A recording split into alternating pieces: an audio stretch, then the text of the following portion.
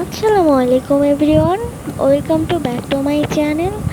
সবাই কেমন আছেন? আলহামদুলিল্লাহ, আমরা সবাই ভালো আছি। তো আজকে বিকেলের নাস্তা নিয়ে আসছি ফ্রেঞ্চ ফ্রাই আর হচ্ছে চাপটি, আর হচ্ছে তার পরের দিন আমি আমার শাশুড়ি আম্মা আমাকে ভাজা পিঠা বানিয়ে খেয়েছি।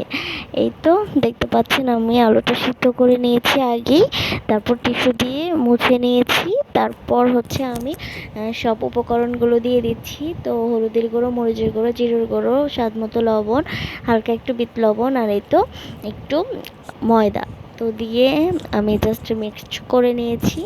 আর এই তো ডিমটাও মিক্সড করে নিচ্ছি, নেওয়ার পর এই তো এরকম লোক। এখন আমি যে নিব কড়াইতে, তো এই তো দেখতে পাচ্ছেন আমি ফ্রেঞ্চ ফ্রাইগুলো দিয়ে দিচ্ছি এখন ভাজার জন্য। তো এই তো দেখেন, কালারটা অনেক সুন্দর এসেছে, খেতেও অনেক মজা হয়েছিল।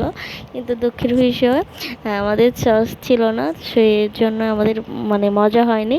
তো ভাজতে ভাজতে সবার চুলাপাত থেকে খাওয়া শুরু করেছিলাম, ভালোই লেগেছিল।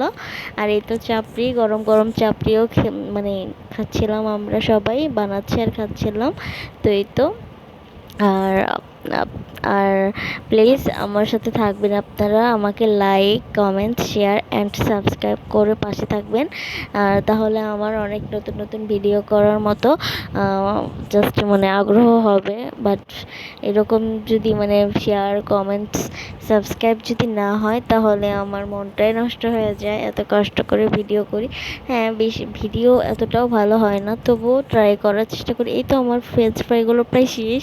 এই তো তারপরের দিন আমার শাশুড়ি আমার জন্য ভাজা পিঠা বানিয়ে দিচ্ছে। তো ভাজা পিঠাগুলো অনেক মজা ছিল, ভীষণ ভালো লাগছিল আমার।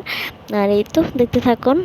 আর এই তো প্রায় বানানো হয়ে গিয়েছে। তো আপনাদের কেমন লাগলো প্লিজ কমেন্টস করে জানাবেন। আল্লাহ হাফেজ।